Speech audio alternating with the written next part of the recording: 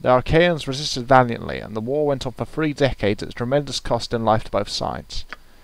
Finally, the Drow had the Archaean forces cornered at Baldur. Almost without hope, the defenders were overjoyed when a group of half-elven pilgrims appeared on the scene. The High Priestess, Kaftir Shintar, offered the aid of her clerics to help defend the city, and Reinhardt took this to be an omen from the gods. A priestess was placed with almost every company. Within a 10-day the Drow struck. The priestesses did prove a great aid, but to the Drow. Every priestess turned on the Archaeans, and Kaftir herself slew Reinhardt. The Drow were still weakened by the battle, and only the presence of the priestesses enabled them to win. Kaftir, realizing the unique advantage she possessed, made a deal that even the suspicious Drow embraced. Her priestesses would rule the land, and in exchange they would provide access to the surface of the Drow, trading weapons, slaves, and supplies. The Drow were delighted with this brazen offer from a surface dweller. Reinhardt had been slain and the insult avenged, and after 30 years of war the Drow were not particularly interested in Dambrath. They did insist, however, on taking their best captured males as slaves. Kaftir quickly agreed to this, seeing the males as an obstacle to her own power. Kaftir ruled for 205 years. She fulfilled her promise to make Dambrath, or the Nation of Pain, a bastion of evil in the realms. In her time, Kaftir saw the priesthood of Loviata expand to thousands, and faith in the beast lords previously worshipped by the Archaeans was nearly eradicated. Many of the Archaeans were able to escape their new mistresses and flee to the Swogdar. There they resumed their almost forgotten nomadic life. The priestesses of Loviata continued to enjoy good relations with the Drow, and even some even took males, creating a race of Drow half-elves. These dark half-elves became known as the Krintri, or Noble Ones. Most are priestesses of Loviata, although many are mages as well. They consolidated their power, learning much of the area from Shabali, or Lower Ones, as the Archaeans are now called. The capital of Dambrath was established at Kaftir, built after Kaftir's passing and named in her honour. Her death came at the hands of her daughter, Felina, who had grown tired of waiting for her mother to die. Felina ruled for only 5 years, however, before her own daughter, Kafake, assumed the throne in the same fashion. Kafake ruled for 54 years, eventually falling in battle against a gold dragon, Spot the odd one out. She died childless, and her niece Melanith assumed the throne. Melanith faced an increasing population and unrest among the males who longed for a return to their prestige of old. Melanith did not return their previous status, but she did make use of them. Fearing that great nations of Malholland and Untha might rise again, she decided that men would handle mundane tasks, such as the defence of the kingdom. She was the first to name a male to the post of war chief. Sadalar, a Krintri, became the queen's consort. Widespread bribery and corruption characterised his term as war chief. He was, however, responsible for getting many privileged returned to the Archaeans. After Melanith's rule, the Shebali were considered second-class citizens rather than slaves. Though males were granted more power during her rule, Melanith also solidified the split between the sexes. While the rulers of Dambrath had been females for over 2 centuries, it was more because of competence than gender. Melanith, however, decreed that men could have no authority except over other men. The female-led hierarchy of Loviata was quick to back this move. Many of the bravest and best men of the kingdom perished in raids on Estegund, Durpar, the bandit tribes of Veldorn, and against the Gnolls that had returned to the Knollwatch Mountains. Some even fought at the side of the Drow in their battle with the Snurf Neblin city of Aventine. The deep gnomes were destroyed, but as were the Shebali. The Drow and the Krintri were largely unharmed. For their aid, the Krintri were rewarded with a number of Drow males to breed into their race. Hooray!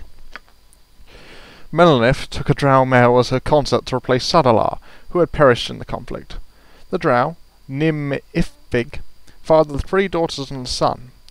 It is at this time that Melanith became the isolationist policy that Dambrath still follows today. Melanith ruled for 156 years, her daughter, Orsitul, for 125. The current queen of Dambrath is Yanandra. She is known as the Pirate Queen, for she has sailed as far south as Zakhara on pillaging raids. Yanandra has been ruling for 71 years and is beginning to show signs of age. She has 3 daughters as well, named Lufarin, Beltruel, and Hasafir. While she does remain extremely popular, especially to the country, the children of leaders in this land are not known to patiently wait their turn.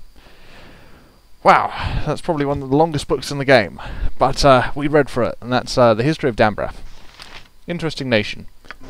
Probably would be a... This behavior must not every hamster. I wouldn't dream of refusing. Would make an interesting place to visit. Now, after... Hello, me good smiling friends. Yeah, after that tough fight with the vampires. Well, not that tough, but it was tough to him.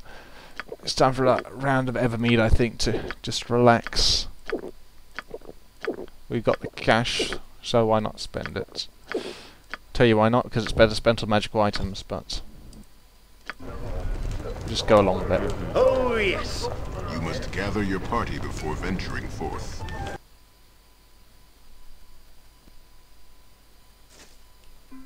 Just as I thought. Alright. Now it's time to head off. Where were we going to go before?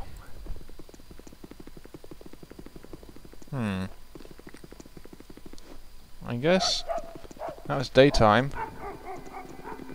We should head to that vampire lair. So we can't clean it out.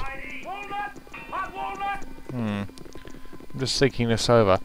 Because he wouldn't want to do this, but he wouldn't want to leave the city. So, nothing to do on the docks. Nothing on walking... There's the circus, but he wouldn't really be interested in that. Slums... No, he wouldn't be interested in trolling around the slums. Government district?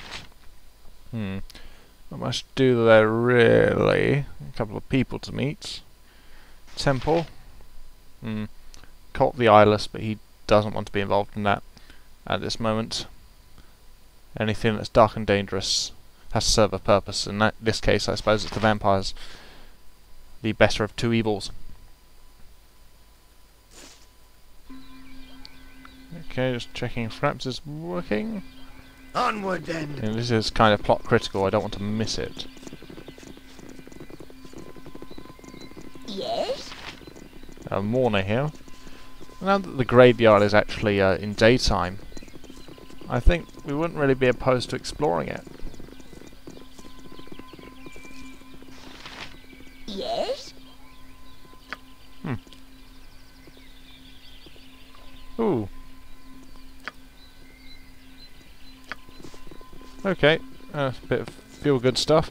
Surprised you didn't get virtue for that quest, because it seems like a very nice thing to do. Who are you? Arenthis. I trust you are here in good faith. The recent death of her parents. I'll leave you both alone then. Does Arisa talk? Hello? Sniff. Okay, well, that's terrible.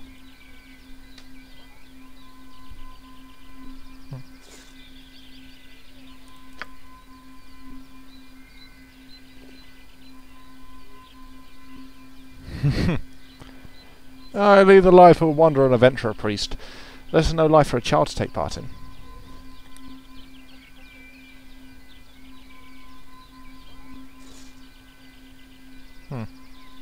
I wish I could help, but I know of nobody.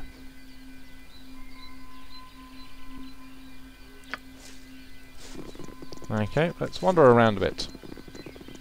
Take in this lovely architecture.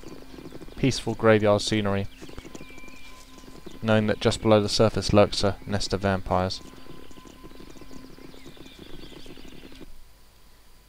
So we got the district exit there, entrance to Lower Tombs, district exit, and entrance to Lower Tombs. Another way in, interesting.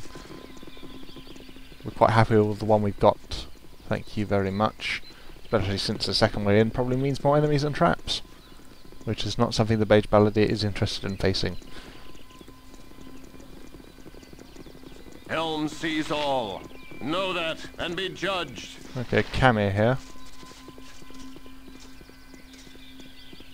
Helm sees all. Know that and be judged.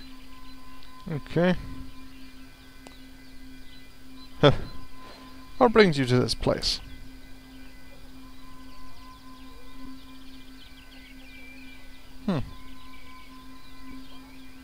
Oh, I'm sure there's no need to blame yourself.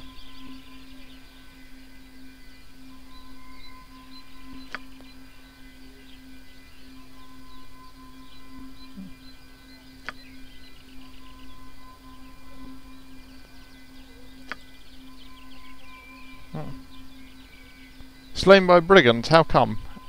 Seems a bit odd. Well, yeah, why should we blame to be slain by brigands? I mean, brigands are on the road. It's not like you sent them on a long, dangerous journey. So you did all that you could. You're not to be blamed.